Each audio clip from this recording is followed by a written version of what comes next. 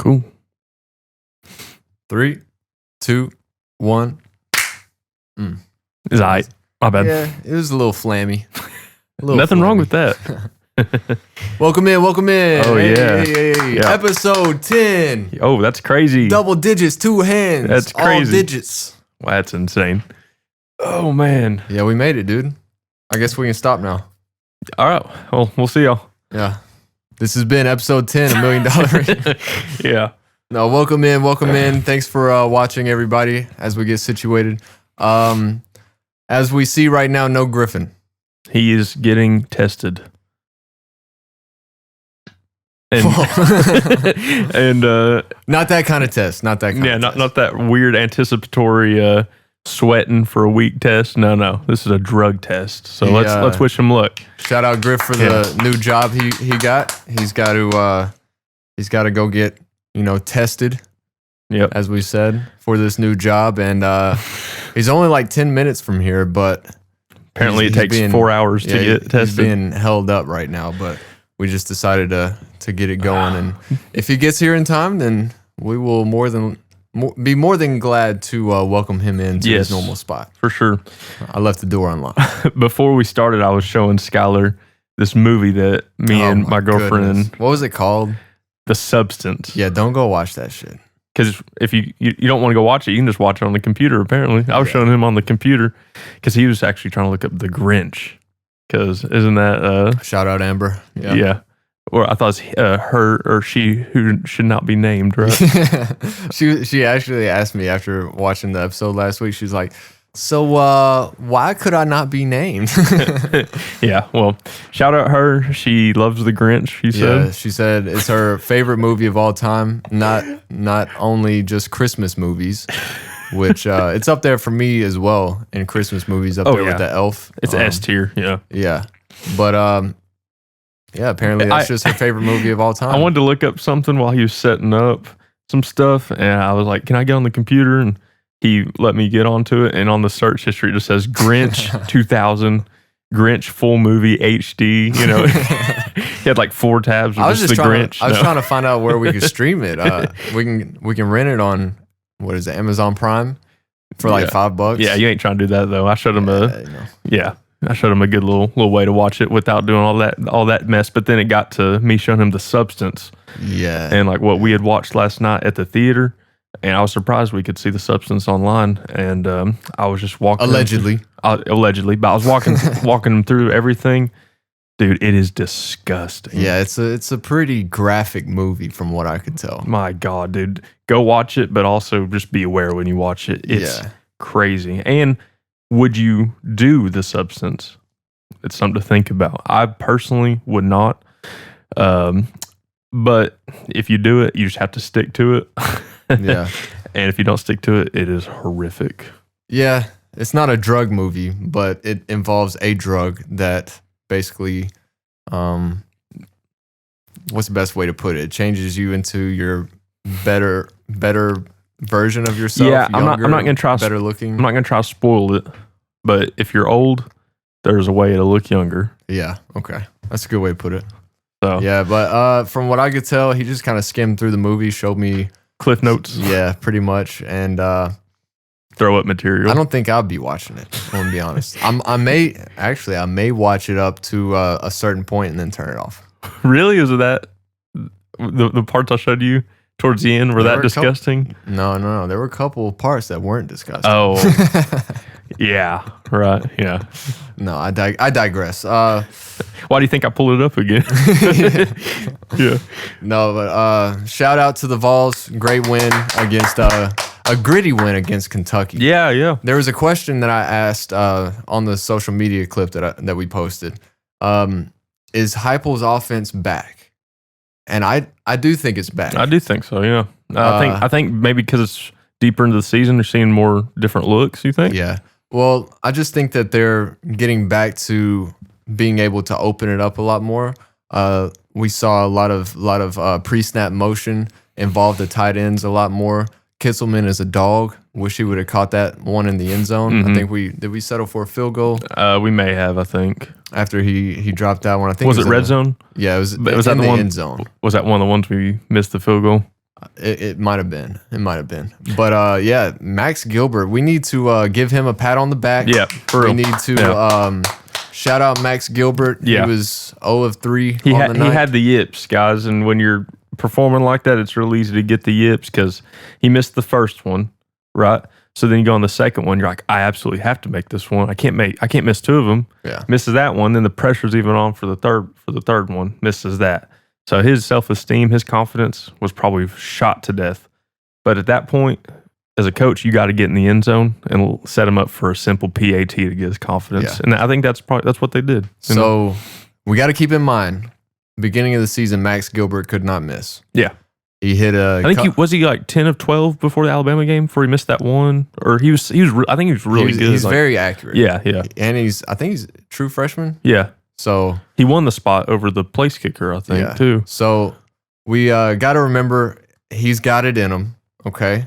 We got to remember he hit 2, maybe 3 big field goals against Florida and Alabama. And we needed all of those.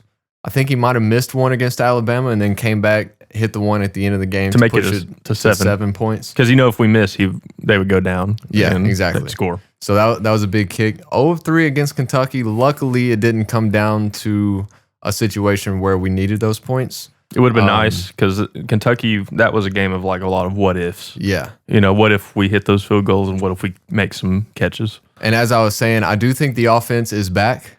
Heupel's offense looked very good. Nico looked good. Nico looked calm and, like he learned from some of his mistakes, took those bumps and bruises the right way.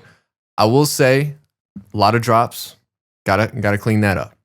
If we didn't have the drops and the missed field goals, we would have hung 30 on them easy. 40. Maybe even got to 40. I think your prediction was 41-10. Griffin said like 31-17, which was real close. That was very close, yeah. And I think I said like 38-14, something like that. But we've yet, I think, to have a complete game where our offense looks so good and our defense looks good. And I mean that like against a really like versed opponent. Yeah, we've definitely had those games against like NC State and Kent Oklahoma. State. Oklahoma, the offense was kind of it was like Yeah. Shout out to the train going by. I hope we don't. But we hung like 20 in the first half, right? Versus NC State, and then yeah. But I'm saying like we'll go to Mississippi State next week, right? They're here, yeah. Okay, yeah. I thought it was a noon kickoff. Apparently it's 7:30. Okay, so we'll play Mississippi State. If we can put a really well put together game where our receivers are catching, yeah, and our defense is good, and Nico looks good like he did last week, we're gonna be good going into Athens. Yeah, I really do think so. I think we definitely have a shot against Georgia. Florida almost got to them. Mm-hmm. Georgia had a couple of touchdowns at the end. That it ended up being a 14-point win. I think the spread was 15.5, 16, something like that.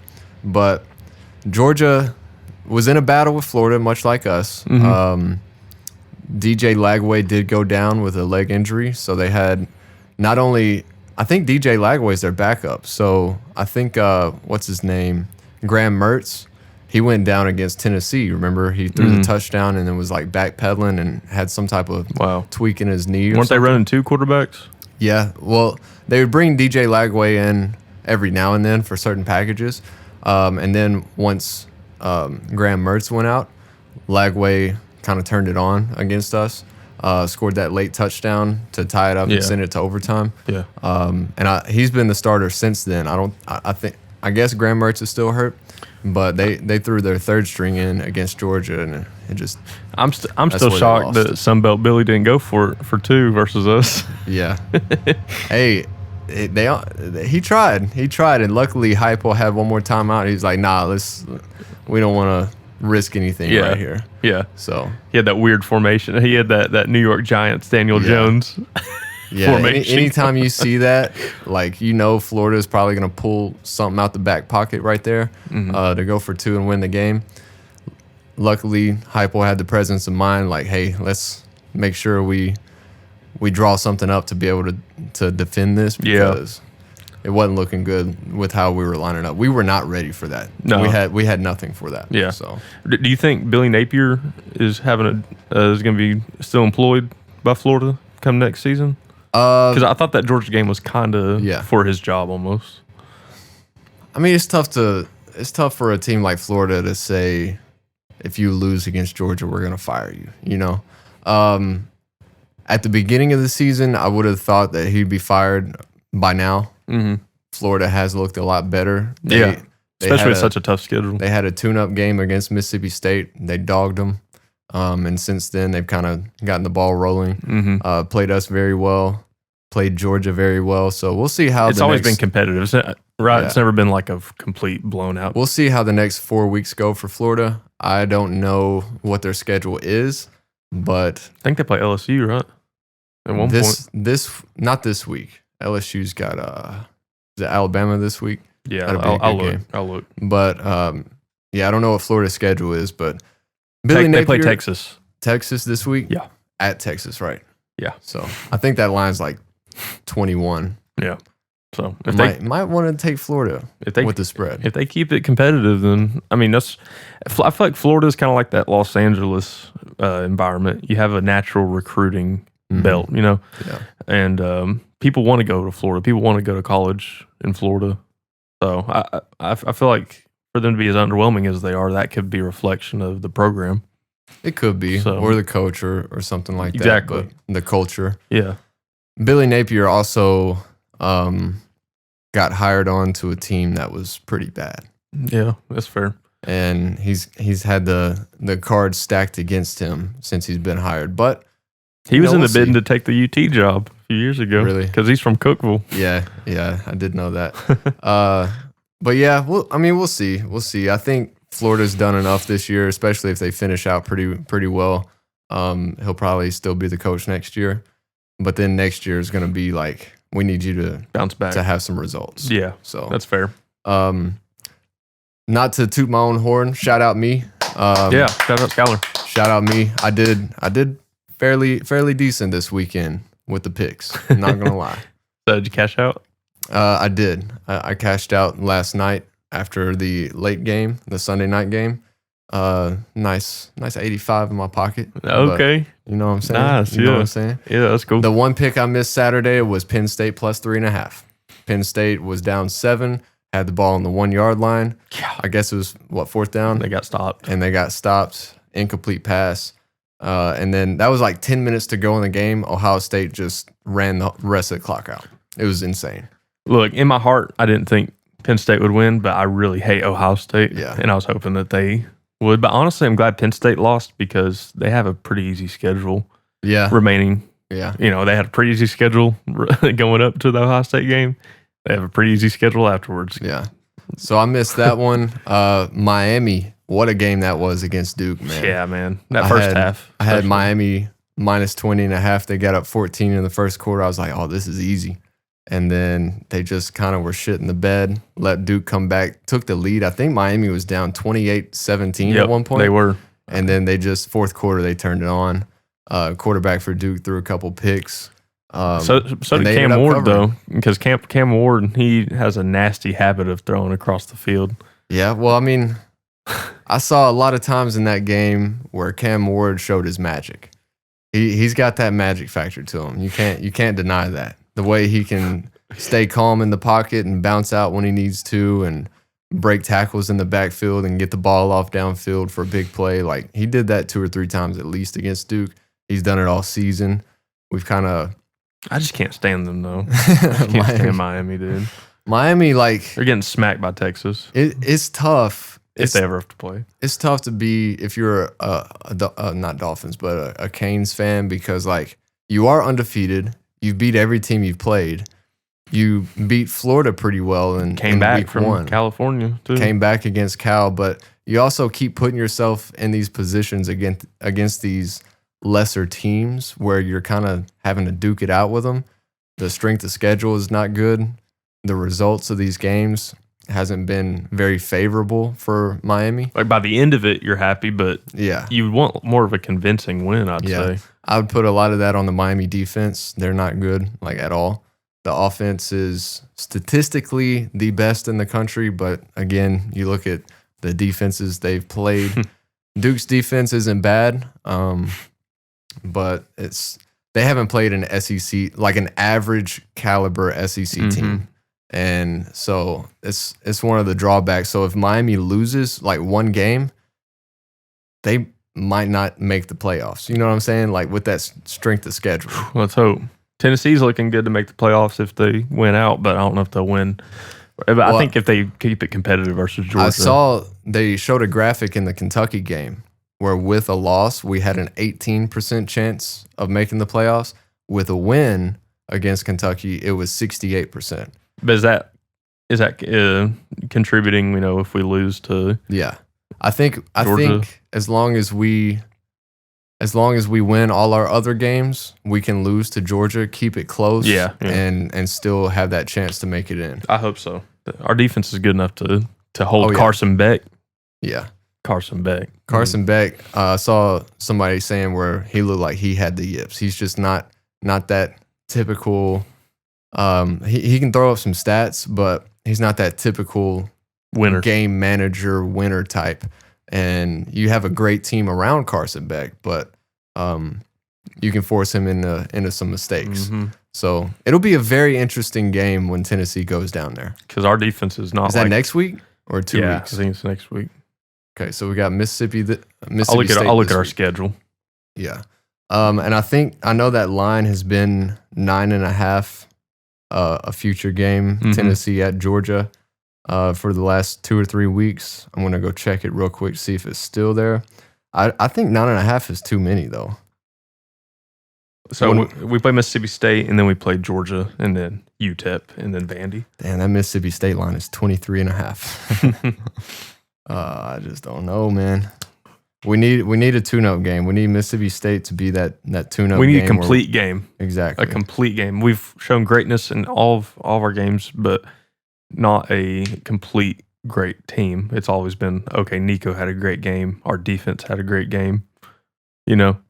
But it's never been like, oh shit, we were firing on all cylinders. They have taken the Georgia-Tennessee game off the slate. So that is not a bet that has a line out right now. Got it. Probably because they want to see what happens these next week or two before. Georgia, I wonder who they play. Georgia plays, who was it? South Carolina, maybe? Yeah, they play Ole Miss on the 9th. So this coming Saturday. Okay, yeah. And then they play us. South Carolina has Vanderbilt. That'll be a pretty interesting game. Yeah, they do, yeah. Yeah, that's going to be a good stretch, honestly. I mean, Georgia, we'll see how they do against Ole Miss. Ole Miss could give them a run, too. Yeah. If their offense is firing. Yeah, 100%. I wasn't expecting Ole Miss to beat the hell out of Arkansas either. Yeah, that was the one play on the parlay that didn't hit. But so I had Penn State plus 3.5, didn't hit. Miami to cover 20.5. That ended up hitting. Kind of crazy. Army Air Force under 41.5. I think they scored 26 total points. I had South Carolina plus 2.5. They dog walked Texas A&M. Dude, that was unexpected. I had some plays on Sunday hit too, so I was feeling pretty good after this weekend. I was seeing the field pretty well, I have to say. There's a video of the Texas A&M guys walking out saying, "If you ain't our jersey, I don't F with you" or something. They're like trying to be real intimidating. Yeah. And then they got just to get whooped by South Carolina. Yeah. Oh, it's crazy. See, Texas A&M, they're frauds, man. You said it. You said LSU's the biggest fraud. That'd be Missouri. Yeah. Okay. Well, yeah. But between that game of LSU and A&M, yeah. I was saying take Texas A&M out of that SEC championship picture. They don't need to be there. That's a good point. Now they lost that game. They do still have to play Texas. So I'm gonna say it's either gonna be Texas and Georgia or Texas and Tennessee in the SEC championship. Yeah, I need to look at Texas's schedule because unless Ole Miss can beat Georgia this week, that would be nice. It would be nice, but it would also put Ole Miss into that picture because I think they've got 2 losses. So, yeah, if we went out, we'd be at the top. I'd say, right? Yeah. If we win out, if we beat Georgia and win the rest of our games, then we're in the SEC championship, no doubt, in my mind. Texas plays Florida this Saturday. Yeah, kind of what I think we mentioned that, and then they play Arkansas. Okay. That could be a trap game. Maybe not. Then they play Kentucky, and then they play Texas A&M. So yeah, Texas has a decent chance of winning out. They do, but they also could fall to one of those teams. They already played Georgia, got smacked. Mm-hmm. Well, I mean, 15 points, but and they had that controversial call on the field where they, yeah. And if you don't like the call, just throw trash. Right? Yeah, they pulled a Tennessee, Ole Miss. Also, I was wanting to go back to that Kentucky game. Now I know that the offense that we run, the no huddle, we have seen so many times where players fake injuries to stop the momentum, stop the clock. We don't need to be so adamant as fans to be booing every person that goes down. I agree. That pissed me off. They were chanting, "He's a pussy," to a guy that ended up getting carted off from the sideline.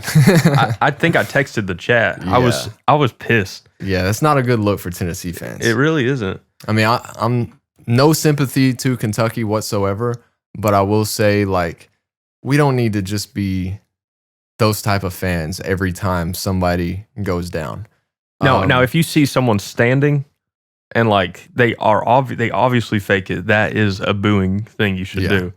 But someone who's like limping and like legit injured, and you see on the replay where they got hit in the leg or something, got rolled up on, like, don't be a degenerate. Yeah, please. I mean, these still are college players. So these are 20-year-olds that are putting their body out there, and I get, like, if you're faking it, you should definitely be booed. That's not okay.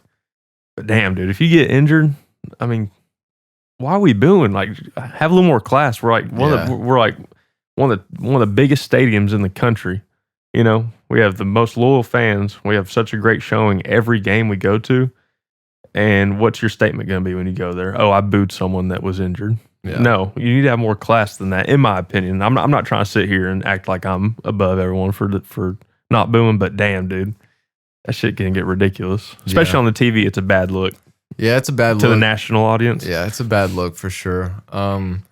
We have always been I guess you could say, we've been scarred enough to where we've seen that happen so many times that we just kind of assume. It's the boy who cried wolf. Yeah, basically. We assume that when we're on offense pushing the tempo and somebody gets hurt on a play that, like, and it did happen once or twice. Yes, where, like, for sure. It was like, go ahead and boo. No, it is a legit cause and a concern to be upset about. Yeah. But like when someone is legit injured, like maybe take a second to look at the replay before you start to make that reaction. And I'm glad that the SEC is doing something about it. Yeah. They said really good. If it traces back to a coach, like, they'll have to review it and, you know, whatever. But if it does look like from their eyes that a coach tells a player to go down to stop the clock or whatever, first offense, $50,000 to the head coach. Second offense, $100,000. Third offense is a 1-game suspension with no pay. So at least Greg Sankey's like, hey, I don't want to see this shit no more. That's great. Yeah.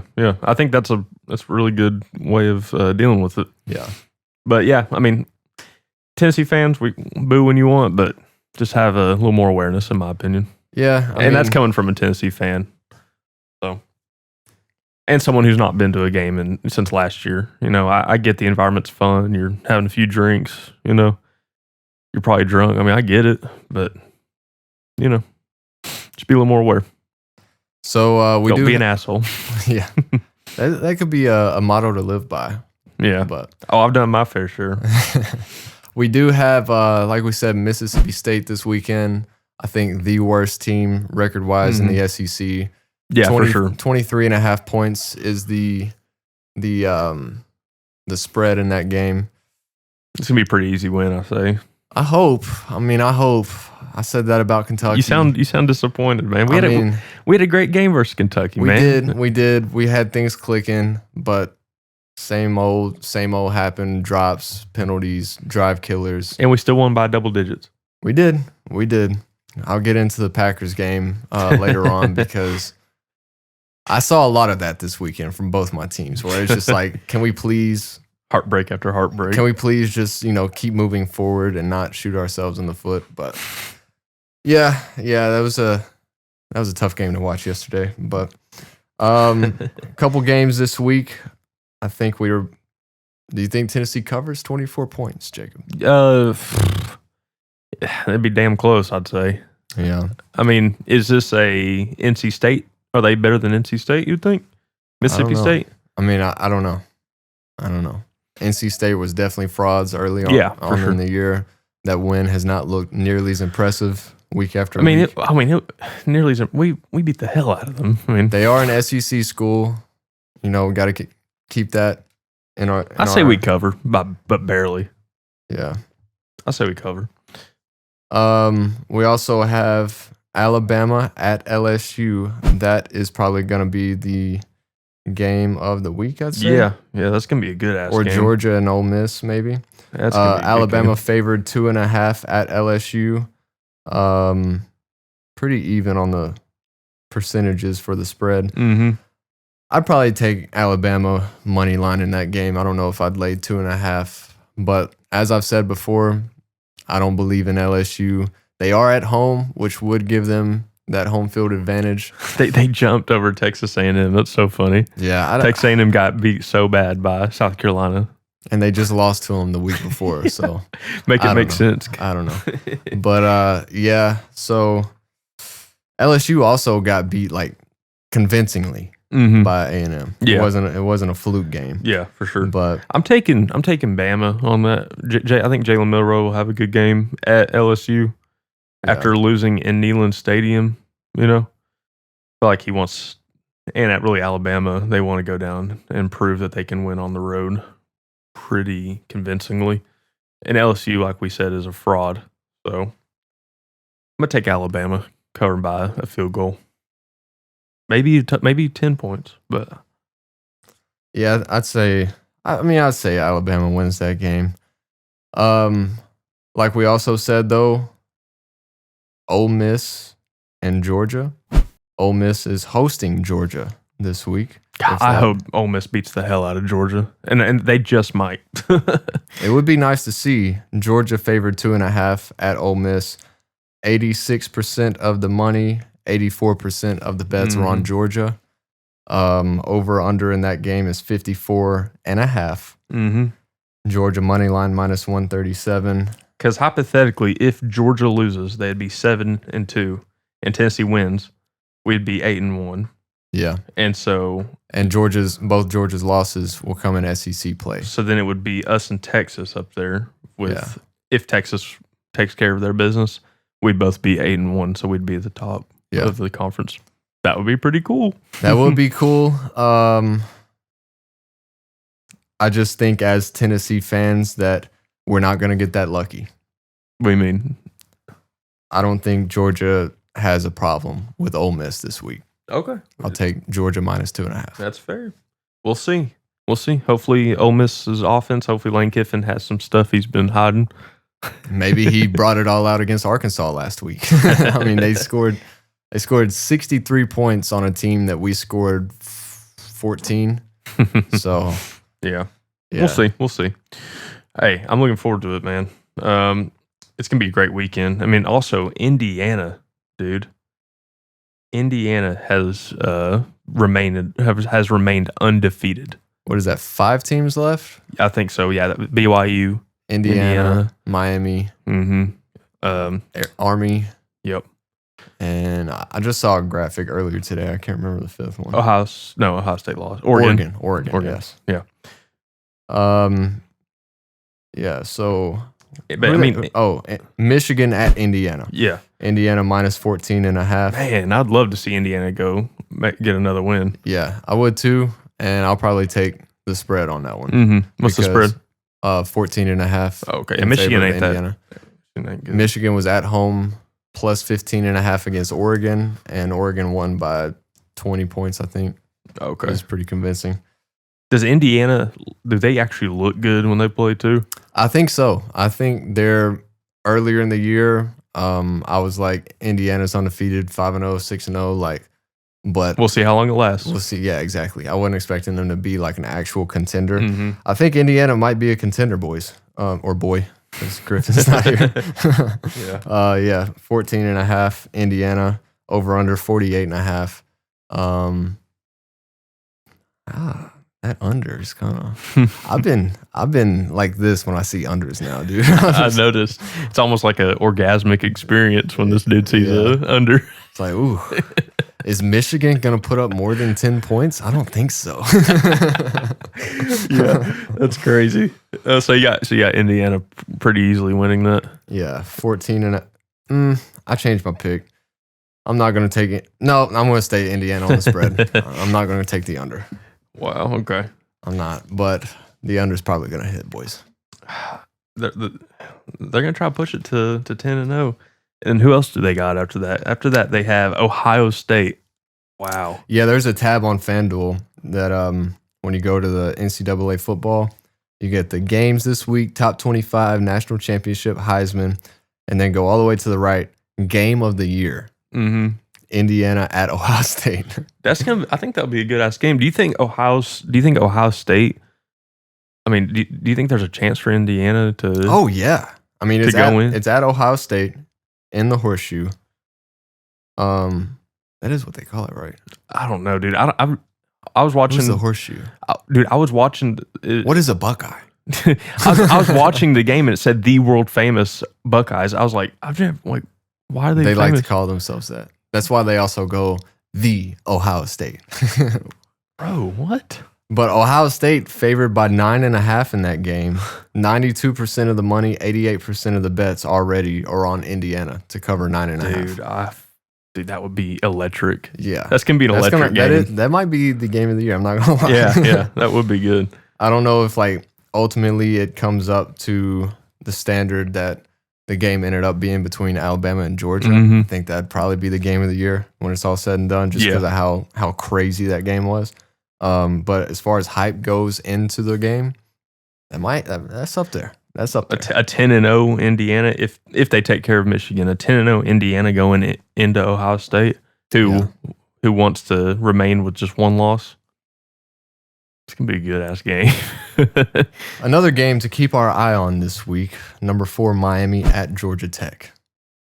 Now, at the beginning of the year, Georgia Tech, they did beat the hell out of Florida State, but Florida State has since proven they were way overranked. Georgia Tech, plus 11.5, Miami favored. Over under 63.5. Don't they run the hell out of the ball with that triple option? Yeah, they run the triple option. Miami's defense is not good. I don't know exactly what to think of that. What the ratio is to how good they are to how bad the defense is. Yeah. So man, that'd be a great game if Georgia Tech can keep it close. I will say Miami's head coach Mario Cristobal has like a military background. And I feel something about that just makes me think that he is going to be able to find a way to find a good game plan to stop the run. But it's not necessarily the game plan when you face a team like this, the triple option, wing T type teams. It's the discipline that your defense has to have. Your defensive ends have to make the right read. Go for the running back. Stay at home. Don't go for the running back. Stay with the quarterback. Your guys inside have to crash, make sure that the running back doesn't, squirt through the middle. You got the play action pass, the counters and sweeps. Like everybody has to stay disciplined and read their keys. Is Miami's defense good enough to do that though? That's what I'm saying. I don't know. I don't know because their defense should be able to get run all over in this game. However, I just feel like that military background from their head coach, he's going to be all business this week. He's going to teach them what the keys are, punish them through practice if they don't read their keys throughout practice this week.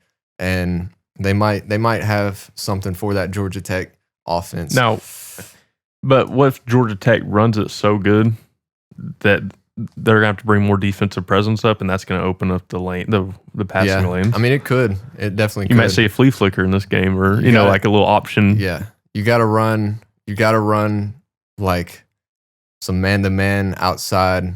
Just tell your cornerback, stay with whatever receiver is out there with them. If there is no receiver, have them come to the outside and set the edge pretty well. Stay at home is the main key.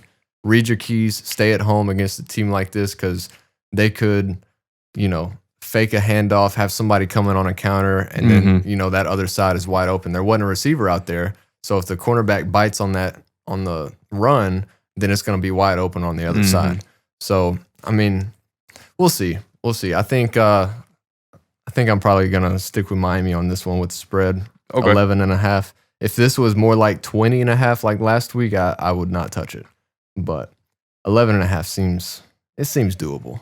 Yeah. Miami's offense is too good. Georgia Tech's defense, I don't know anything about them. I'm gonna be honest. Yeah, but I don't know. Most of the money is on Miami. Kind of worries me a little bit.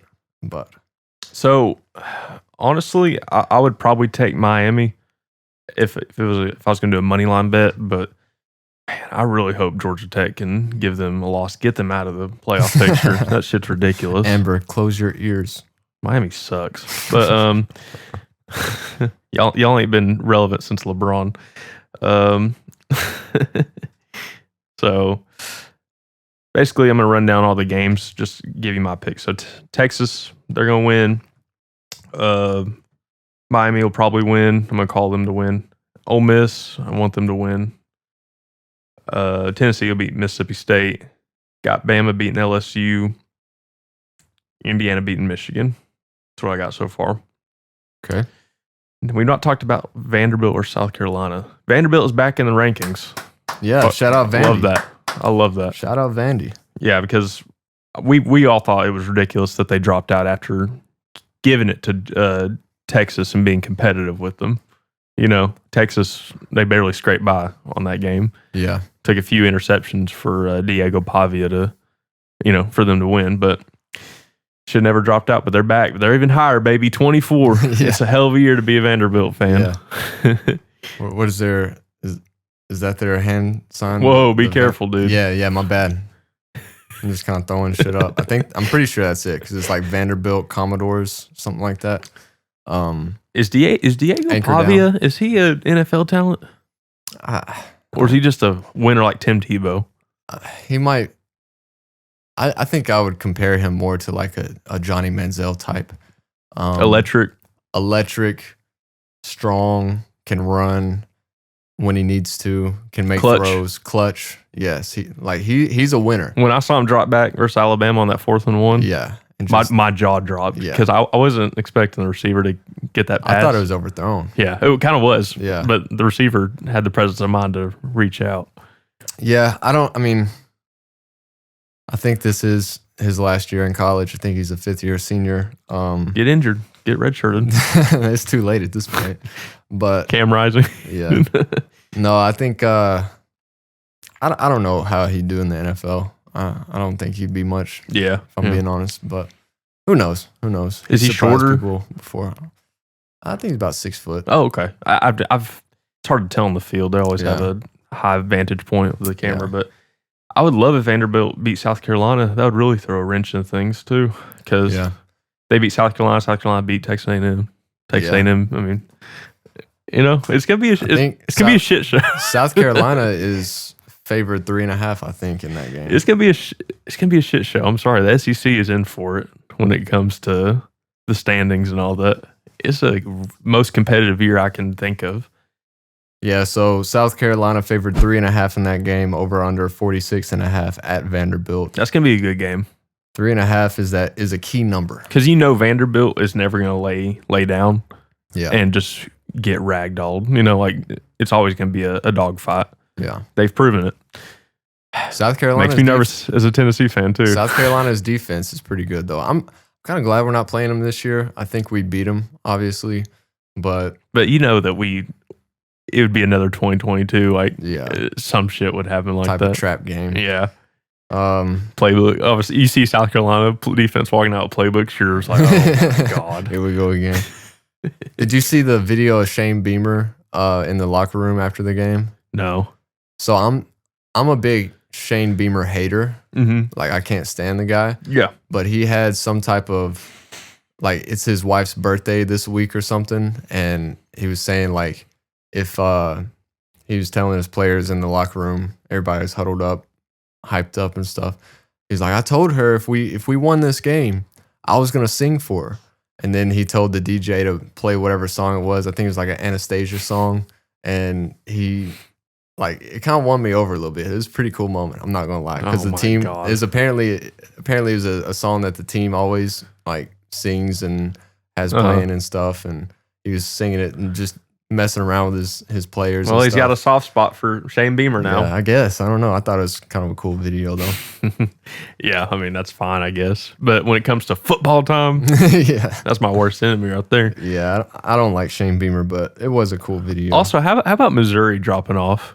They're out of the rankings completely. You were right. They're the biggest fraud. I told you they were number 7. They were in the top 10 for like almost half the season. We'd love to see that. Wow. And they struggled against Vanderbilt. Still beat them. Struggled against Boston College. Did they lose to Auburn? No, they came back. Yeah, they were down 17-3. That's the quarterback hospital game. Yeah, he came back. That's a dog. But yeah, yeah. I don't know. I don't like Eli Drinkowitz. No, dude. Didn't Missouri. He say something ridiculous? Yeah, he's like, we stand on business over here, Josh. Like, come on, bro. Yeah, I bet you do. How's the rankings outside the 25 looking? So they got smacked by Alabama this week. Or was it last week? I think it was last week. 30-something to nothing. Alabama posted their post-game score. No, they didn't. Yeah, they said, we stand on business over here. I was like, shout out Alabama, dude. Thank you. Shout out Alabama. We fathered Alabama this year, and Alabama fathered Missouri. And Missouri, they fathered us when he said that bullshit. But it all comes full circle. I just felt like Alabama was standing with us when they posted that. Yes. I thought it was kind of cool. Yes, but I love to see that. I love it. Yeah. So, but overall, for that, going back to the Vanderbilt game, give me Vanderbilt. I think they'll win. It's at South Carolina, right? It's in Nashville. Damn, dude, I like that. I like the odds. If they are if they were as competitive as they were versus Texas, yeah, they're gonna beat South Carolina. Yeah, this could be one of those spots too where South Carolina has had an up and down type of year. They're on the road. Nashville, the Vanderbilt Stadium is not like a daunting place to play. You also would probably like it, right? Because it's probably open. It's like a scrimmage. Yeah, exactly. But I think this is one of those spots where South Carolina came out, looked really good last week against a team that was overhyped. Mm-hmm. And so now South Carolina, I mean, they won by, was it 44-20? Mm-hmm. So, or 10 or something. I think they won 20. It's 20. They won by like 20. It was ridiculous. But I think this is one of those where now South Carolina may be a little overhyped. Maybe people have kind of forgotten about Vandy a little bit. So they lost to Texas, and then I think they had a bye week this past week. So, and congrats for Vanderbilt getting a bowl, man. That's great. Yeah, we love that. No, they played this week. Who do they play? I have to go look at it. A bowl. Did you think I said bye week? No. I think they had a bye week. I was like, oh no, they played Auburn. That's right. Yeah. 17-7 win. Yeah, I'm happy for them. They got a bowl, and also Colorado. Colorado turned it around. Yeah, they're bowl eligible too. They're pretty good. And did you see Iowa State lost? I did. I was watching that game. That was a close game, a very close game. I think this might be. Ooh, could that potentially open it up for Colorado to win their conference? I'd have to go look. So Big 12 standings. Because right now they are, I think, 6-2. Colorado is 6-2. Yeah. BYU, that's 8-0, but Iowa State is 7-1. Iowa State, their next coming up games, they play Cincinnati, Utah, and then Kansas State. So, I mean, if they drop one of those games and Colorado does win out, which I'm not sure if they will, but if Colorado wins out versus they play Utah, they play Texas Tech, Utah, Kansas, and Oklahoma State. If they win out those games, I think that would put them tied with Iowa State. Yeah. If Iowa State drops one of those games, and then potentially if they play BYU and somehow pull it off, they'd be in the college football playoff. Yeah. That would be insane. That would be a crazy turnaround. That would be. The tables will be turning. Honestly, conference champions are throwing a crazy twist into things. Yeah. I really like that. Yeah, and as you mentioned before, this is like the parity of college football this year is immaculate. Mm-hmm. Like there are no teams that are head and shoulders above, like we've seen with Alabama over the years, like we've seen Georgia the last few years.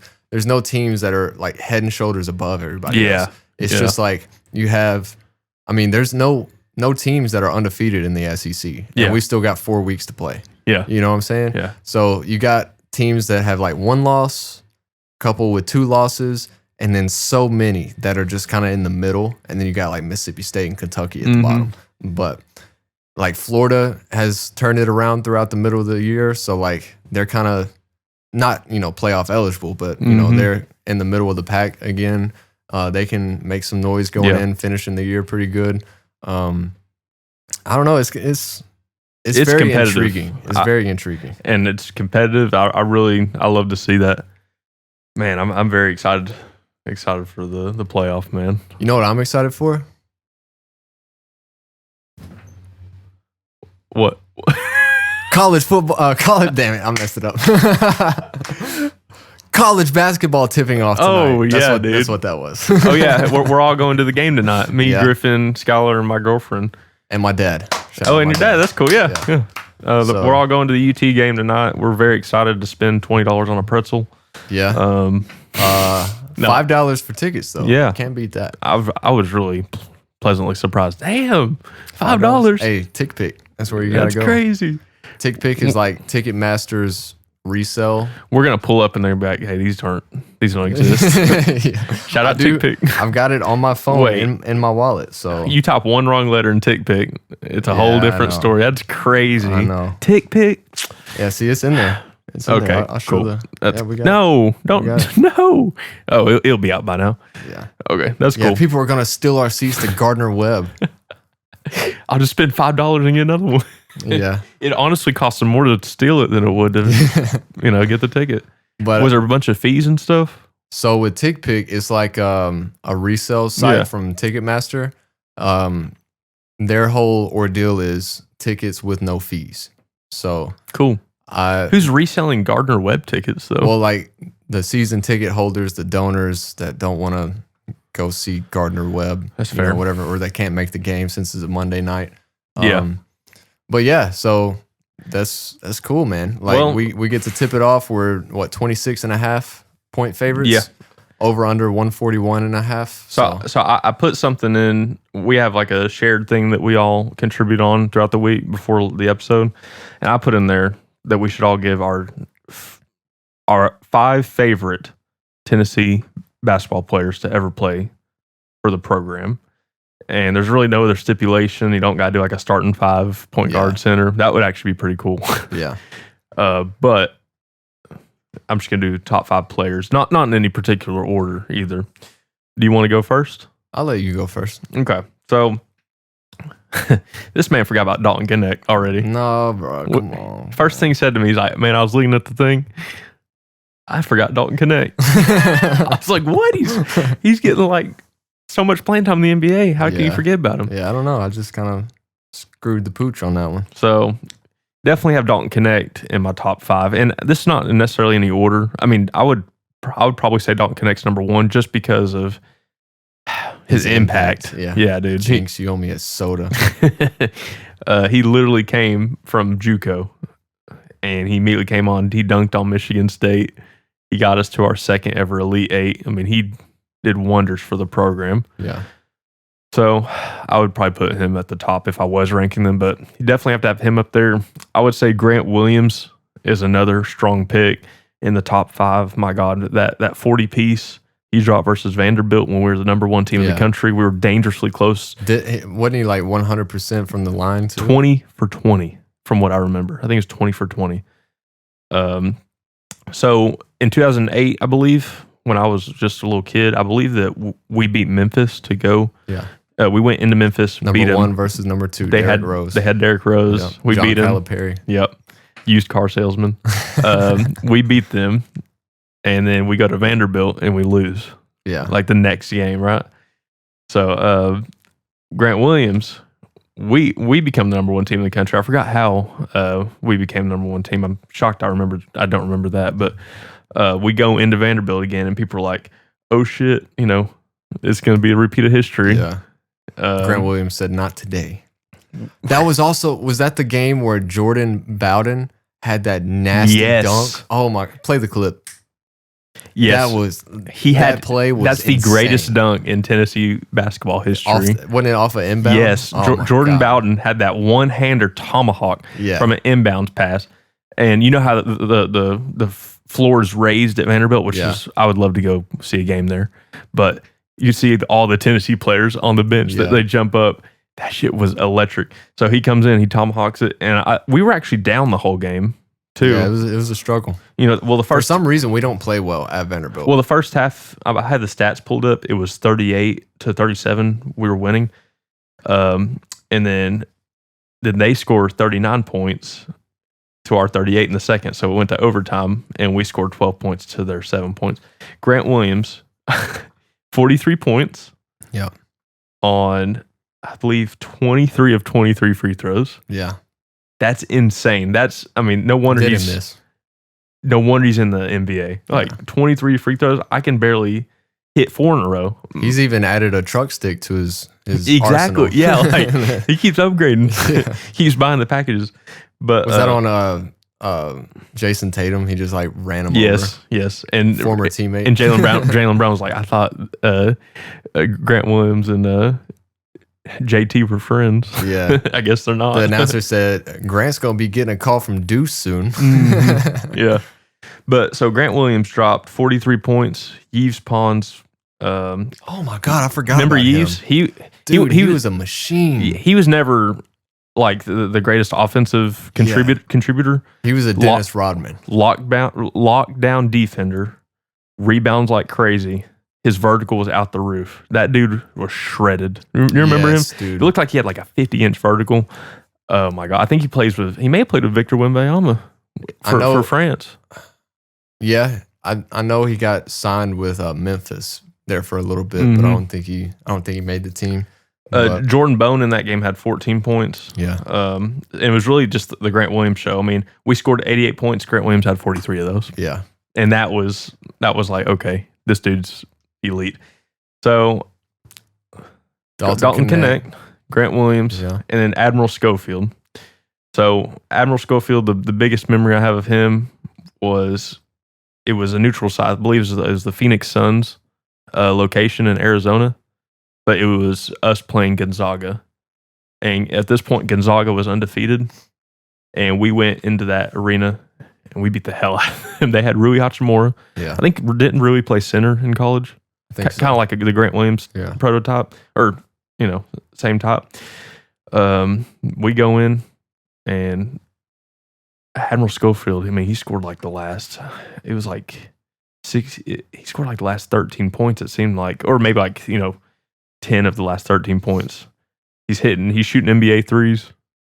I mean, he got saved by the bank too. That's my favorite thing when you're on the wing or you're at the top of the key and you shoot it and you're like, oh shit, it's gonna be a brick, and you get saved by the bank. Yeah. That happens to me. That's my favorite. So you got Admiral Schofield and then Chris Lofton. Yeah, got to. God, dude, you cannot. When I was a kid, I'd get so excited. He was, the one that led us to that game in Memphis to get number one. But hit the game sealing free throws, didn't he? Anytime he would get past half court, I would just be like, shoot it. He was Steph Curry before Steph Curry. He was ahead of his time, really.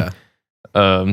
He shot over Kevin Durant. Yeah, against Texas. I believe, weren't we down the whole game? And then we came back because people started leaving. I think that's what Rick Barnes, too, was coaching that game. That's what set us up with that game in Memphis, I'm pretty sure. Okay. That brought us to number 2. What a stretch. Yeah. That's crazy. But Chris Lofton. Bruce Pearl, man, I wish we still had him. Nothing against Rick Barnes, obviously. No, look. Rick Barnes is my favorite. Yeah. But Bruce Pearl, we wouldn't have had to go through those 5 or 6 years before Rick Donnie Barnes. Tyndall, Konzo Martin, which Konzo was pretty solid at the time. Yeah, he didn't have a good team. He did the best he could. Yeah. But Yeah, Donnie Tyndall was crazy. But I agree with your point about Bruce Pearl, because had he not gotten fired, if he didn't, first of all, if he didn't lie, Yeah. he wouldn't have gotten suspended. And wasn't it just like he was having a cookout at his house, grilling burgers with some recruits? Yes. But I think if he was honest about it, they wouldn't have I think he was made an example. He was shady. Yeah. And they didn't like that. And so if he was honest, would have just gotten like a fine or a few games suspension probably. But I agree with your point about Bruce Pearl, because if you take what he had built in the 2000s, and the late 2000s, and you give him all that time and you have him current day, that's 20 years of building a program, building a culture, building like a program that gets recruits that want to come there. And he's fun to watch. And he's charismatic. I use the term electric so much, but I mean it when I say it. Like, he is an electric coach. His environments are always crazy. I mean, you can see what he's done with Auburn in the short time when he was there. Still here at Tennessee, he literally painted up shirtless in the student section for a Lady Vols game when Pat Summitt was still there. That's greatness. Yeah. That's like a guy that loves the school. I wouldn't want to see that from Rick Barnes, I'm going to be honest. But alternatively, Rick Barnes, I'm a Rick Barnes guy. I do love him. His defense is outstanding. Just a great coach, great guy. Competitive practices. They get battle tested in practice before the season even starts. Teaches the right way, how to do things the right way. And he develops. Yes. He develops so well. Grant Williams, Jordan, I think was Jordan McCray. No, not McCray. No. Springer. Yes. Yeah, them. You have him. Admiral Schofield, he was on the Orlando Magic. Yeah. I don't know. He's still with their summer league, I'm pretty sure. Like their G League. No, he's overseas now. Oh, is he? I knew he was on the G League. In France. Okay. But he just teaches how players to do the right way. Kennedy Chandler is another one. Yeah. Memphis. But Dalton Connect. Exactly. I mean, like he's had a player drafted each year for like the last 3 or 4 years. You can't go wrong with we him. never used to have players drafted. Never. Mm-hmm. Never in the NBA. And now since Grant Williams, you got Jaden Springer. What's his name? He was with the Clippers. Keon. Is it Keon something? He was with Jaden Springer in that same year. Oh, in the 2021. I was wanting to say Keon Coleman, but that's the wide receiver for the Bills. Kennedy Chandler as well. Dalton Connect now got drafted last season. Keon Johnson, yes. He was Julian Phillips. Julian Phillips. Tobias Harris didn't play for him, but yeah, I mean, that's 5-6 people in the last 5 or 6 years since Grant has gotten drafted. Mm-hmm. My top 5, I've got them in order for right now. I think I only gave 4, Skylar. Did you? I think. You finished with Chris Lofton. You said Connect, Schofield, Williams, Lofton. Oh, I guess you're right. Just one more. I would say Allen Houston. Allen Houston? The mid-range god. Yeah. My top 5, and I'm doing all-time as in like my favorite players to watch, which means like if they were before my time, they're not going to be on this list. Honorable mention, Josh Richardson. Josh Richardson's a dog. Number 5, I got Admiral Schofield. Number 4. So these are ranked? Yeah. Okay. Just my favorite players. Number 4 is Wayne Chisholm. Dude, love Wayne. I love Chisholm. Bring the headband back, dude. Yeah. The whole team needs to come out in a headband. And the shorts that went down to like halfway. Those are coming back. Do you see those are coming back in the NBA? Yeah. Number 3 for me would be Grant Williams, followed by Dalton Connect at number 2. And Chris Lofton at number 1, favorite player of all time. Can't go wrong with that list. I do have a few honorable mentions. Jordan Bone. Yep. One of the best facilitators I've seen. Yes. Floor general. Chris, he's our Chris Paul. And like him in the mid-range floaters. He can hit threes. Like another one in the Wayne Chisholm days, JP Prince. Cold. He had some ups. To him. Kin to Tayshaun Prince. Yeah. Of the Detroit Pistons, who won a national champion or NBA Finals, and also LeBron cooked him in 2007. And my third one would be Skylar McBee. Do you remember that name? Dude, with the mustache and everything. That's crazy. I think my brother said that he actually had I think he had a chance to play pickup with him Like it was like a big thing. He was always out and about. Yeah. And he said he did not miss Yeah. a single shot. Yeah. And I was like, that's crazy to put in the talent perspective. Yeah. You have us, I'll play ball, I'll hit a few shots, miss a lot, and I'll be like, I feel like I'm good. Or, but then you have like the most average college person coming in, they'll light you up. Dude. Lock you down too. I think I was in like elementary school or middle school whenever McBee was playing. And obviously seeing somebody named Skylar being that young, I was like, dude, he's my favorite player of all time. And I found him on Facebook and sent him a friend request and he accepted it. For real? Yeah. And then my freshman year of high school, I'm pretty sure McBee was done at this point. But my dad and I came up here for the Missouri game. The first game that Missouri was in, or first year that they were in the SEC. And it went in like 4 overtimes. We lost. But Skylar McBee comes running beside us, like just running through the crowd or whatever, trying to get somewhere. And my dad was like, I think that was Skylar McBee. And I turn around, he's in like a Letterman jacket. He had the mustache, but he also had the goatee at this point. It's kind of long. And I was like, that doesn't look like him. And then it turned out it was. And so my dad went up to him and was like, hey, can my son get a picture with you? Yeah. So I got a picture with him. It's pretty cool. That's so cool, It's dude. a pretty cool moment. There's one dude that I got a similar story. Do you remember Ronaldo Woolridge? I don't think so. Swiper boy? Oh, yeah. Yeah. Crazy pull, ain't it? Yeah, it is. He did the Eric Berry. Yeah. He's so scary. Yeah. He did that song. He played, I think it was under the Conzo Martin days. Yeah. On my Facebook profile, if you go like one of the earliest ones, it's me with tall ass Ronaldo Woolridge. That's cool. He was dope. He was really. I always that was like your Skylar McBee. That was one of my favorite players growing up. Yeah, he was so cool. good. So Tennessee opens up with Gardner Webb tonight. I got my shirt on. Shout out Papaw for this. Step brothers. It's Josiah Jordan James and Santiago Vescovi. What do you think about this team this year? Do you think we're due for another deep run again? I have no clue. We'll have to see. We'll have to see a few games in. But I don't even know who the starting 5 is. So like a way too early prediction. Like, do you think UConn will run it back again? Do you think they'll three-peat? Probably. I wouldn't be shocked. Yeah. And Purdue should be ass. Yeah, because Zach. Actually, they do have another like 7'3" or 4" guy now. He's a lot skinnier, but the only they got thing, another tall guy. The only thing with Tennessee, Florida's got somebody that's like 7'8". That's insane. A Russian guy. He can't even move like that. He can. Well, that's cool.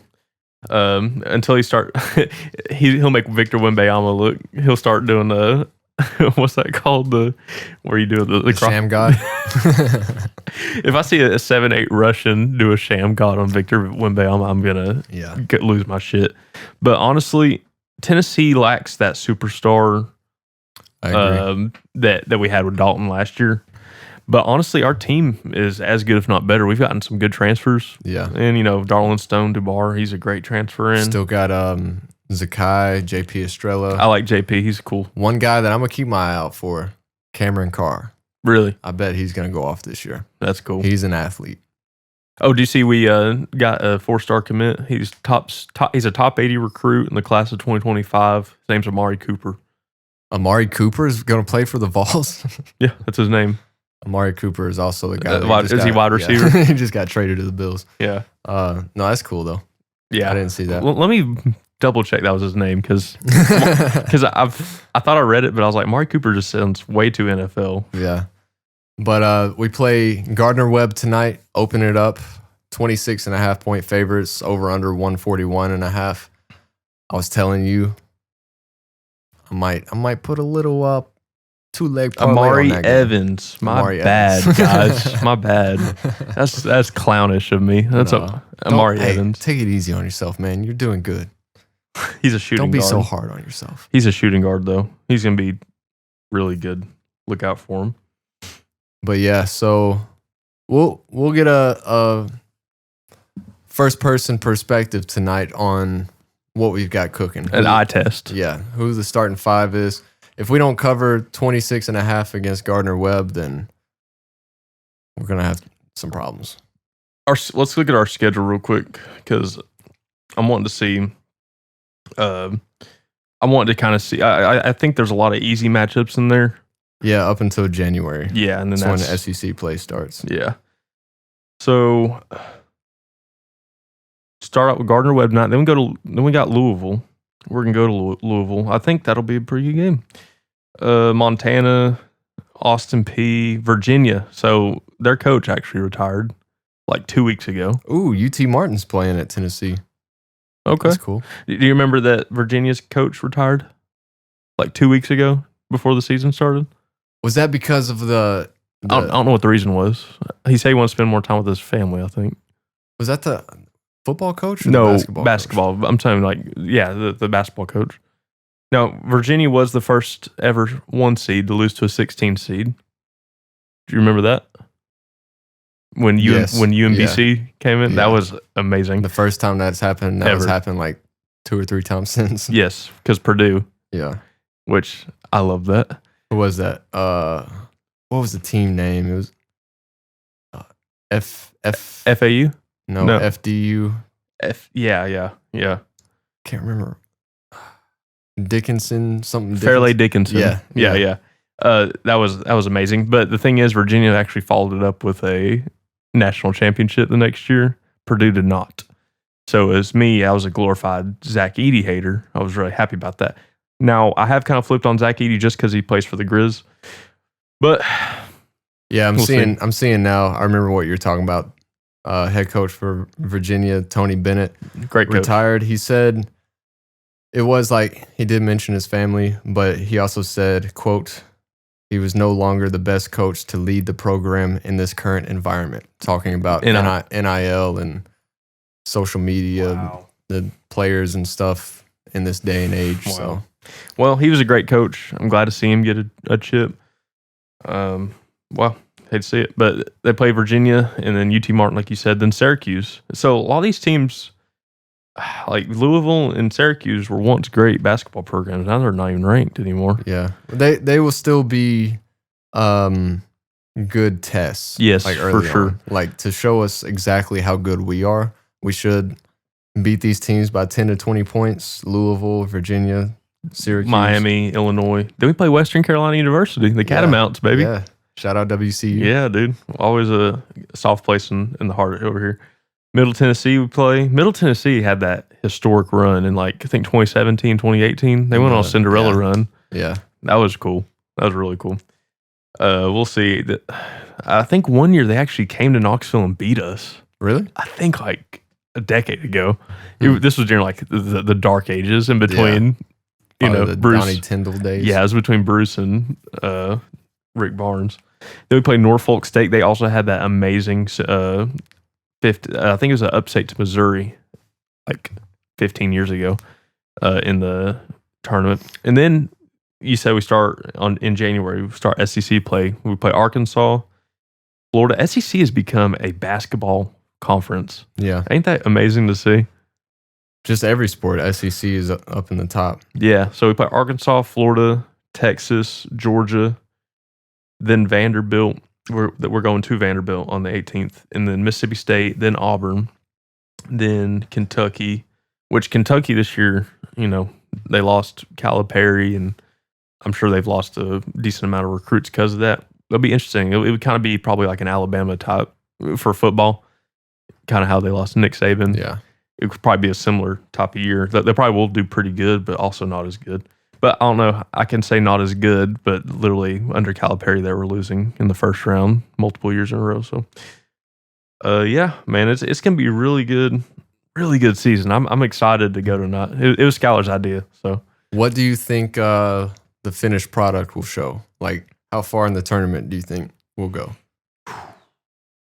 Honestly, like you were saying, gotta have to see. But man, I would like to follow up with another Elite Eight. But yeah, is that realistic? No, I'd have to see what we look like. But this could be like a transition year. It could, yeah.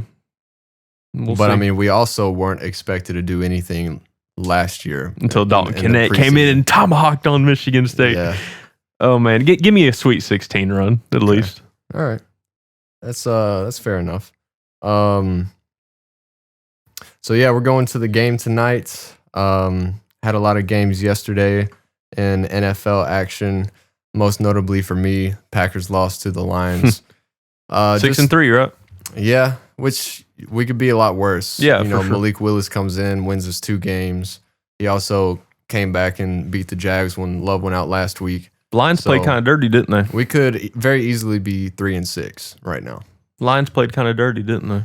On like a play or two, didn't they? They did have a play. I wouldn't, call it dirty, but they did have Brian Branch, who's from Alabama. Their safety got ejected For targeting. They don't call it targeting in the NFL. They just say unnecessary roughness. But it was very weird to see because it was a fairly routine play. Ball was thrown down the sideline. Brian Branch came over, helmet to helmet contact on Bo Melton. Did he lead with his helmet too? Yeah. I mean, you could see when they slowed it down in the replay, he very well could have just made a normal type of hit and pushed him out or, whatever. But he did kind of have that motion where he lowered the head into his head. But it was weird because they threw the flag right away and it was a 15-yard penalty. And then they were lined up about to snap the next play. And then, the referees blow it dead, whistles come. And Under review? No, they just announced it. They're like, yeah, after further review from, the booth. No, it's like New York, wherever their headquarters are. Yeah. The replay officials over there. They're like, after further review, number 31 has been disqualified. And we're all like, what? Wow. That's kind of crazy. Well, I was saying dirty because I think a defensive line, is that called defensive tackle? Yeah. He grabbed Jordan Love's foot and was I did see twisting that. it. Yeah. I did see that. And he had to roll with it to get out of it. Yeah, but kind of nasty to me. luckily there were, it didn't hurt him or nothing. But I did see what you were talking about. Detroit looks good as hell though. Yeah. On another note. Yeah. I will say, I do feel like the Packers can beat Detroit. Mm-hmm. Not with how he played yesterday. I was really going into the game. This was the Lions' first game that was not played in a dome all season. Yeah, this was in the elements. It was raining. In the elements, raining, Yeah. cold outside, just a nasty weather that comes in Green Bay quite a bit. But before the game, I was getting hype. I was like, we should have a good chance to win. Offense got the ball first, milked the whole first half of the first quarter. The first quarter ended and the Lions were still on their first drive. It was one of those type things. But we possessed the ball. We were running it down their throats. We were hitting some quick passes, getting first downs and stuff, driving the ball down the field. They just couldn't score. Had to settle for a field goal, made it. Lions came back. They drove the ball all the way down the field, held them to 4th and 1. And I saw that they were about to kick a field goal, but the quarter ended right before they did. Yeah. And so I let my dog out. I came back a couple minutes later and Detroit scored a touchdown. I was like, what the hell did I just miss? Apparently after, the break at the end of the first quarter, they decided to go for it and picked up a touchdown. So nice. I was watching it in Target. Were you? Yeah, we were burning time before the substance. But so Detroit basically was able to run the ball down our throats pretty much all game. Jared Goff looked good, hit his first 11 or 12 passes in a row. No incompletions there for a while. And then we got down 10-3 with less than a minute to go in the first half. Jordan Love might be the worst play I've seen him ever. You could tell whenever he was trying to scramble and stuff, he's not 100%. And then they try to run. I don't even know if it was a halfback screen or what it was because it looked like Jacobs was trying to block first and then kind of released. And he just kind of threw a little duper to him. And the safety came in, caught it, ran it for a touchdown. Now we're down 17-13 at half. Lions get the ball back to begin the second half. Drive the ball all the way down the field, score on a 4th down again, and down 24-3.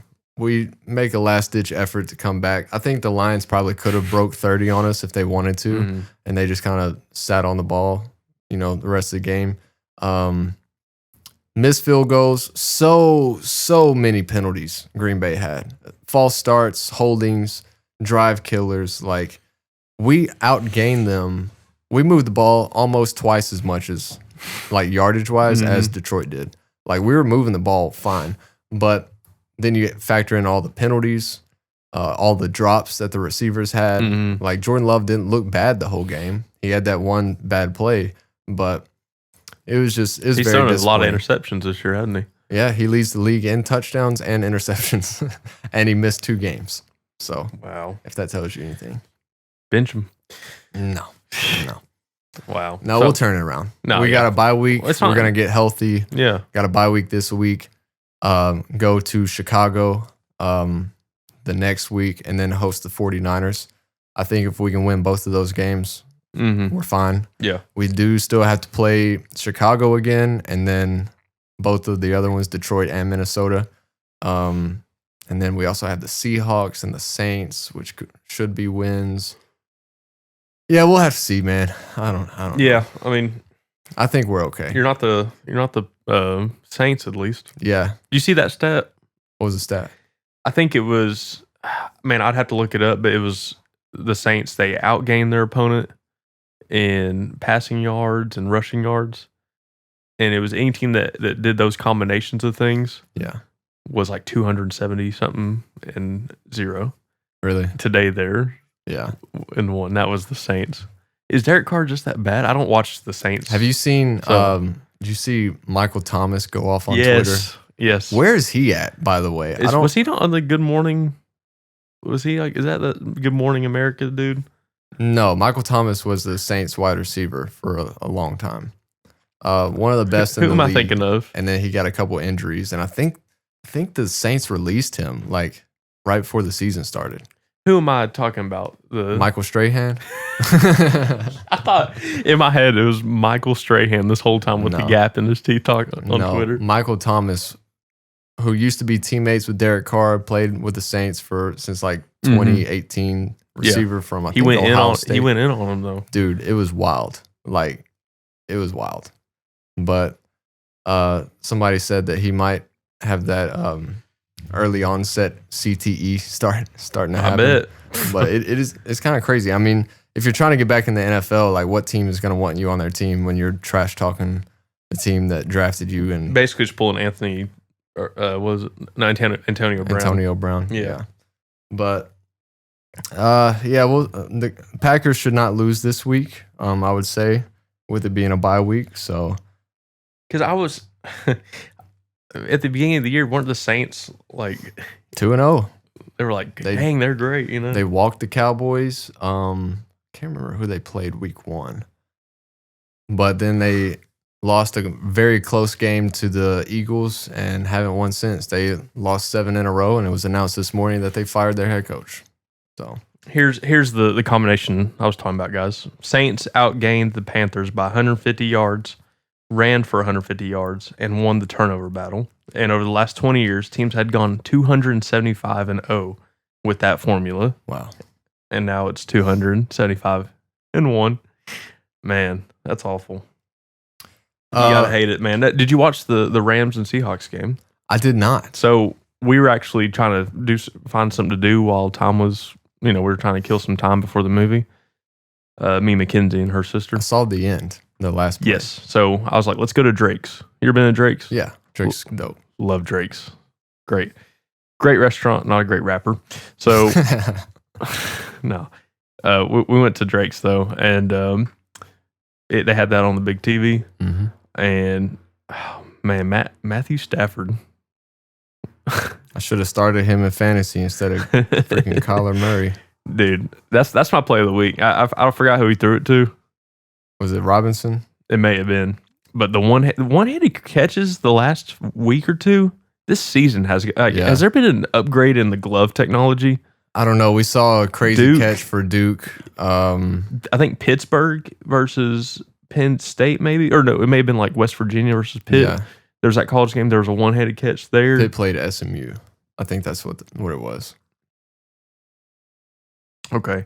I think it was like West Virginia versus Pitt or something. Yeah. And there was a one-handed touchdown there.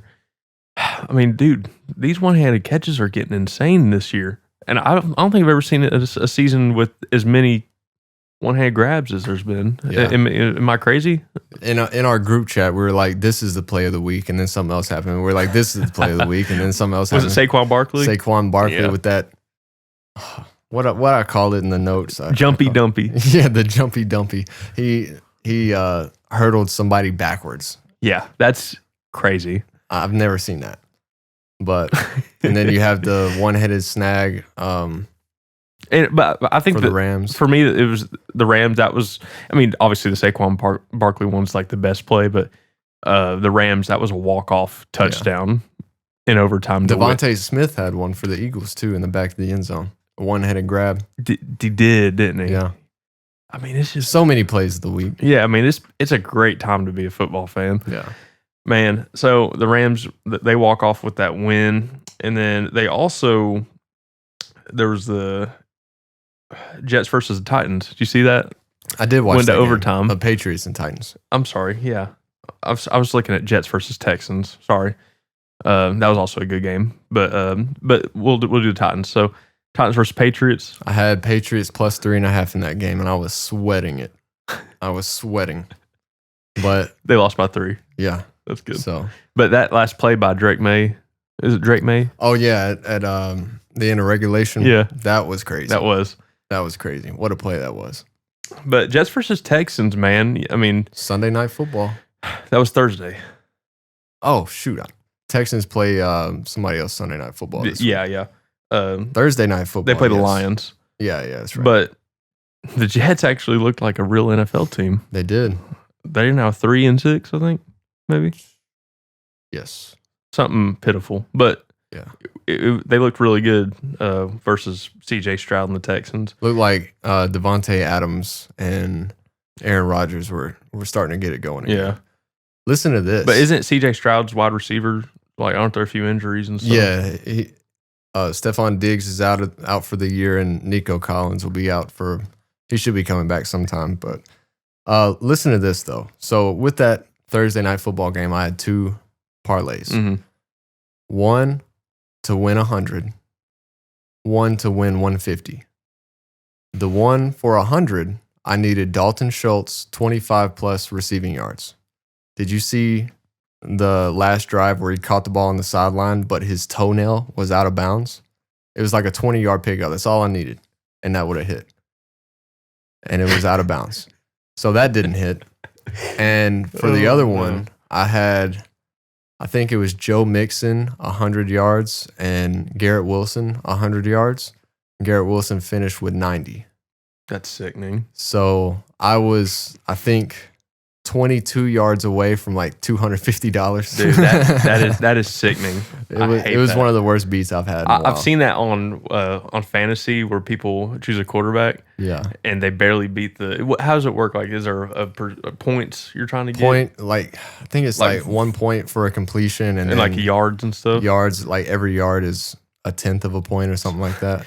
So they've had it where they're in victory formation. Oh yeah. And they kneel. Minus 2 yards.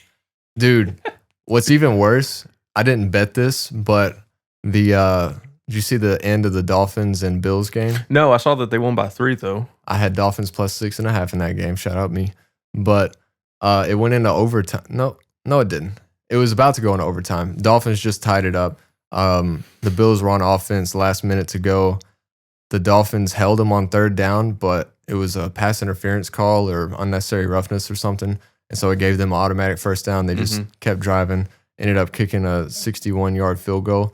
So the Dolphins got the ball back with, 20 seconds, 15 seconds, something like that.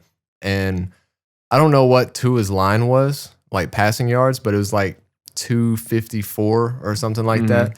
And he was over by like 10 or 15 yards. So he hit the over. And then the very last play, he throws it over to somebody who then pitches it to Jalen Waddle on it's like the last play of the game, last ditch effort. Jalen Waddle runs 20 yards backwards and it counted against Tua's passing yards. So it went back under. That's so funny. Did you have it on there? No, I didn't bet that, but I saw where people did and they were just so pissed. They blew a gasket for sure. Yeah. That's insane. Yeah, I don't know. But I had some plays that hit on Sunday too. Ladd McConkey over 54.5 receiving yards. Dolphins plus 6.5. I did have a parlay that had the Patriots plus 3.5, Bengals money line, and then the third one, which I just need to stop betting the 4 o'clock slate, Jacob. I'm pretty decent in the 1 o'clock slate and Sunday night football, but something about the 4 o'clock slate I just suck at. Yeah. I had Bears plus 1.5 on that parlay, and they lost by 20. Yeah. To the Cardinals too. Yeah. And the Cardinals, aren't they pretty ass? They're up and down. I know you said they're the most streaky team. They can beat anybody, they can lose to anybody.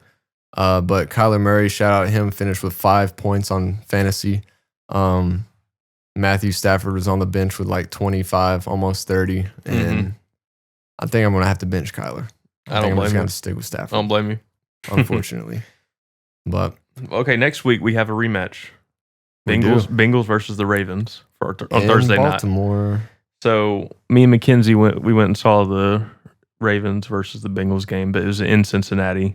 That's been the game of the year so far, in my opinion. I don't know of any other game that was better. Do you know of any other game? The ending of the Commanders-Bears. Okay, that's fair. That's fair. Yeah. But this game actually went to overtime. The whole game was good. Lamar Jackson creating plays, Joe Burrow, splicing up defenses and all that stuff. Great game. So it is very hard to beat the same team twice. True. So who do you think? Do you think the Bengals go into Baltimore and they get a victory on the road? It's a must win for Cincinnati. It is, for sure. 6.5 is the line in favor of Baltimore. So do you remember last week when I was like, my play for the parlay is in the NFL, and then I switched it? Mm-hmm. That play was Denver plus 9.5 against Baltimore. What'd they lose by? It was 41-10. Yeah, it was bad. Yeah. I don't know. 6.5 seems like a lot. I just don't like. It's gonna be close again. I mean, if the Ravens, like, if their offense plays how they've been playing most of the season, like 6.5 is not enough. Well, if you remember the Cincinnati game, they were down by 10 the whole time, except like they initially went up 14-7, and then they got safety against them, and so it was 14-9, and then Joe Burrow just lit it up against them. Yeah. Before halftime, they scored a touchdown. I think they went for 2 and they got it, and then they got the ball to receive it at halftime. So, I mean, the whole time the Baltimore was down basically the second half on, and they came back. Who you got?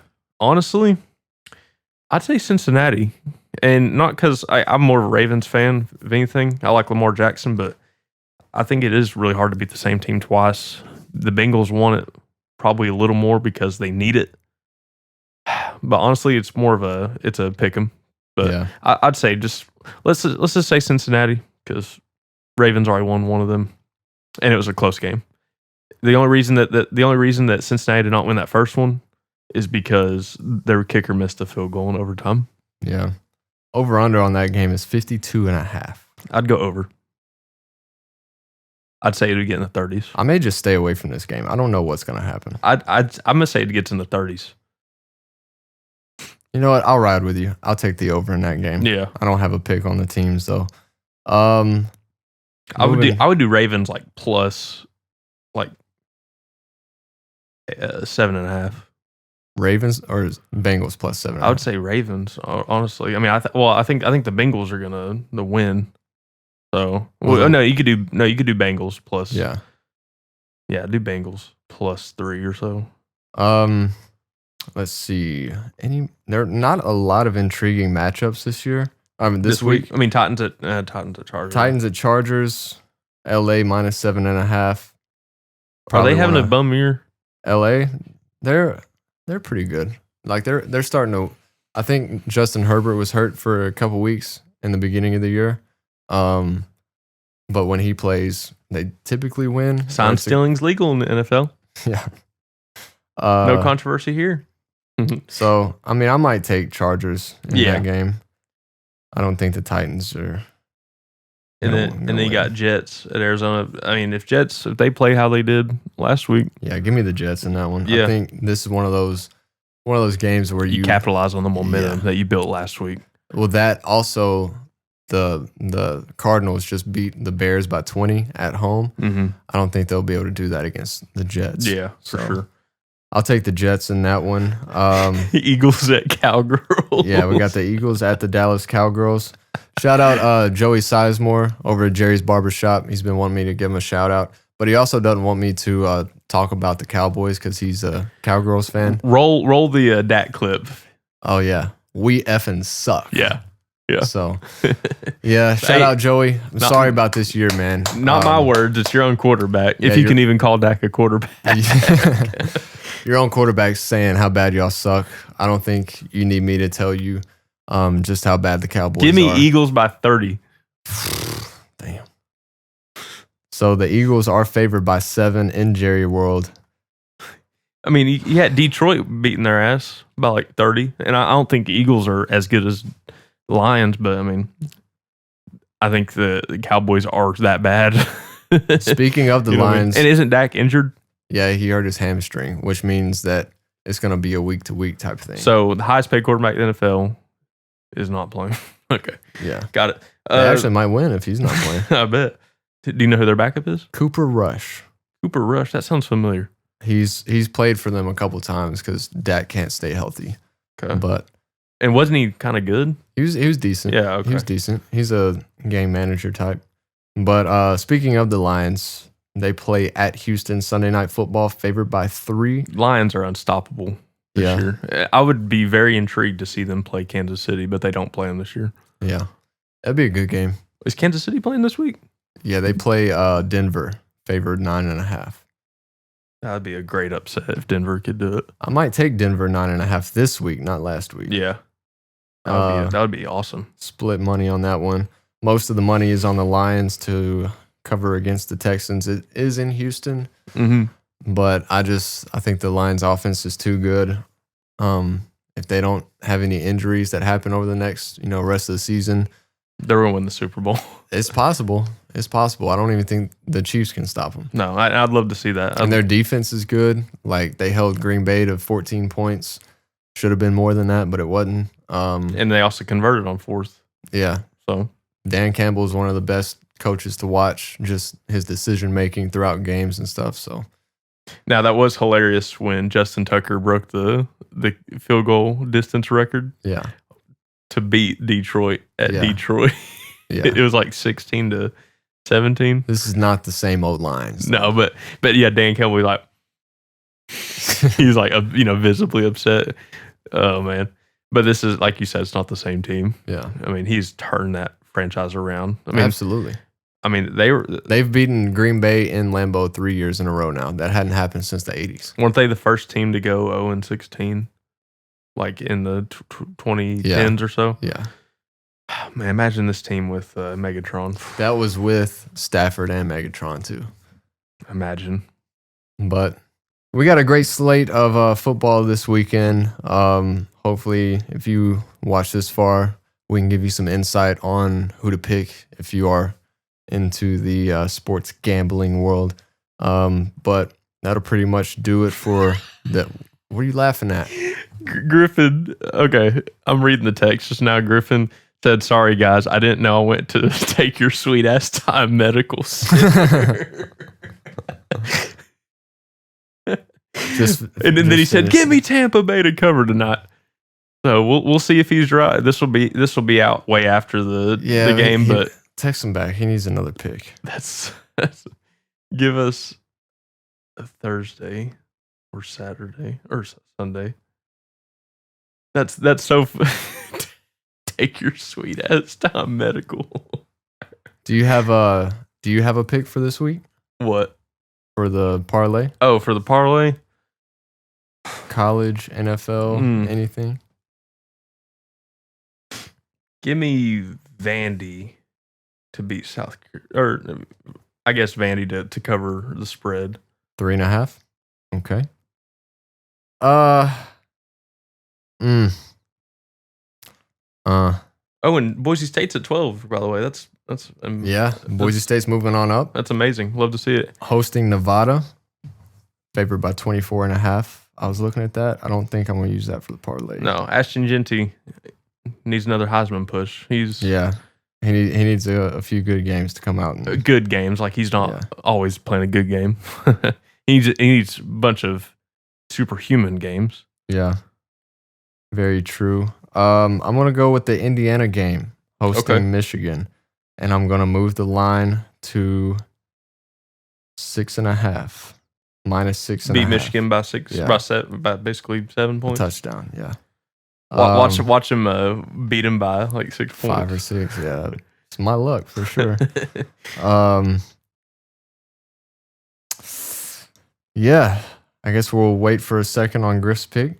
Do you have any other ones you want to throw in there? Honestly, I don't Since you like to do that type of thing. No, I don't really have any other picks. More just John Morant's back, guys.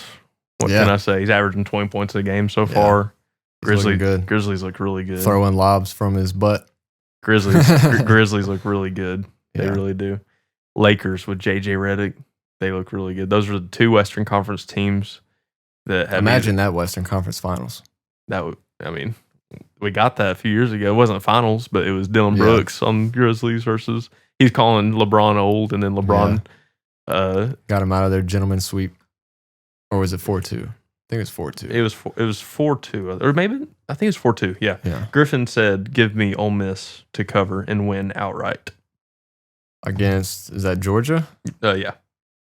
All right, we will put the spread on that one. Yeah, but yeah, the Grizzlies are back.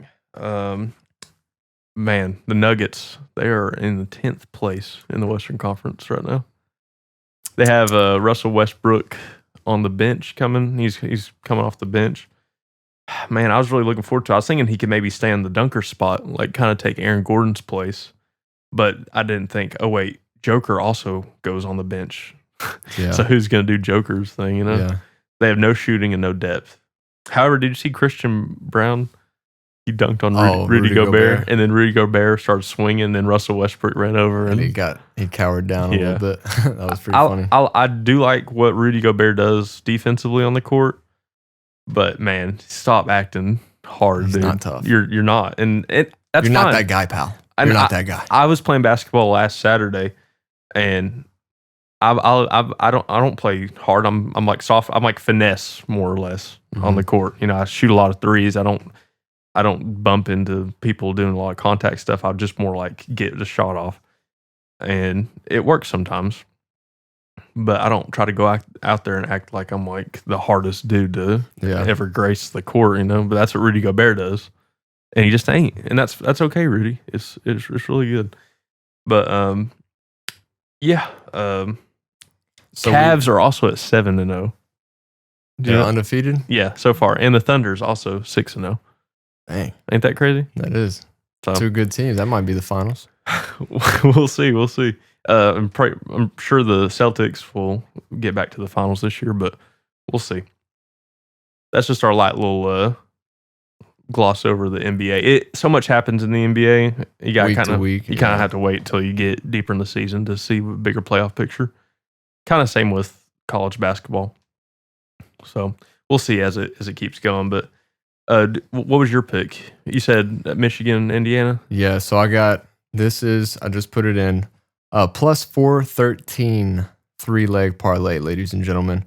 Indiana minus 6.5 on the alternate spread. Ole Miss plus 2.5 against Georgia, hosting Georgia. And Jacob's pick, Vanderbilt plus 3.5 hosting South Carolina.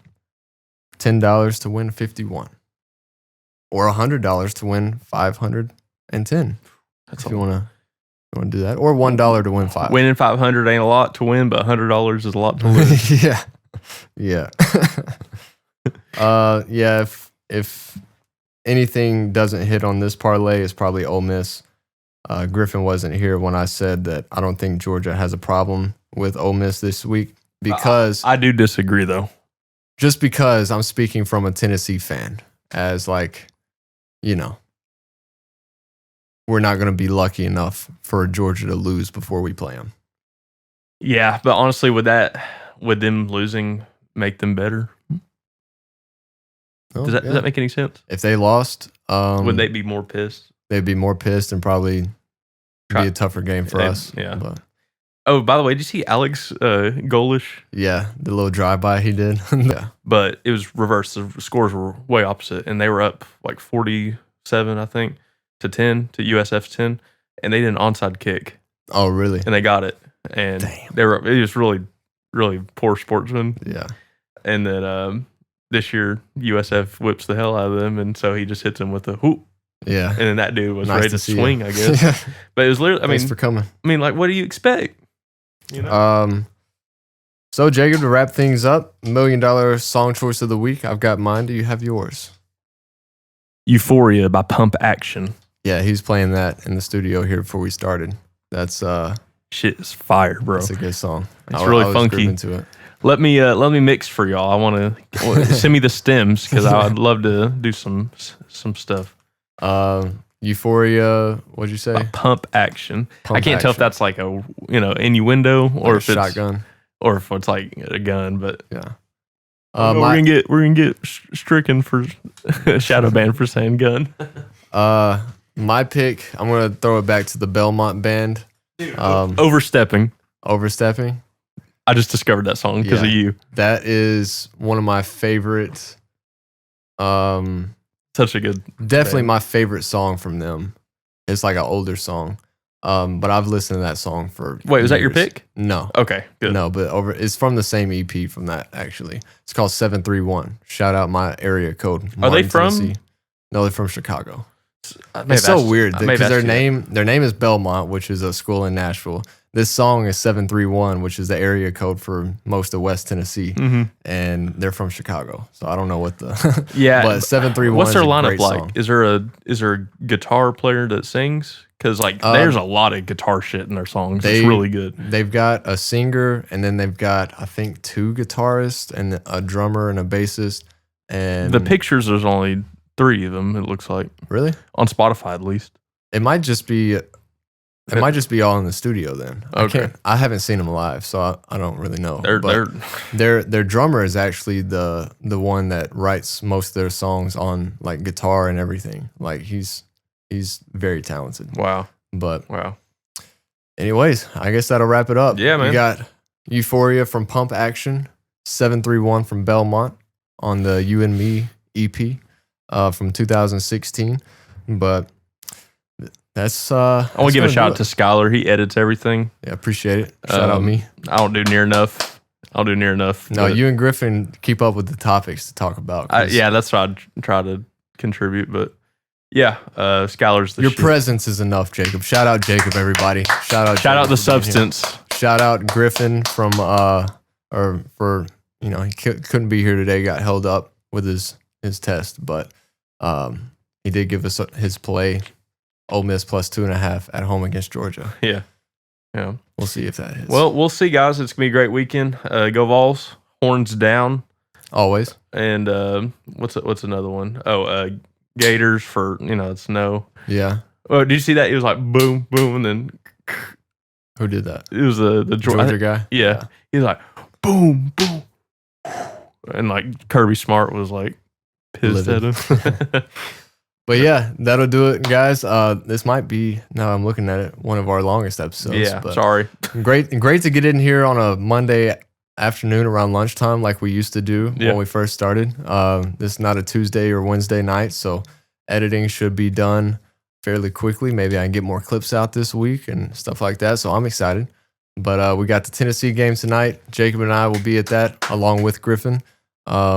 We'll have more insight going into the episode next week of what the Vols will have to offer on the court For sure. in Thompson Bowling Arena at Food City Center.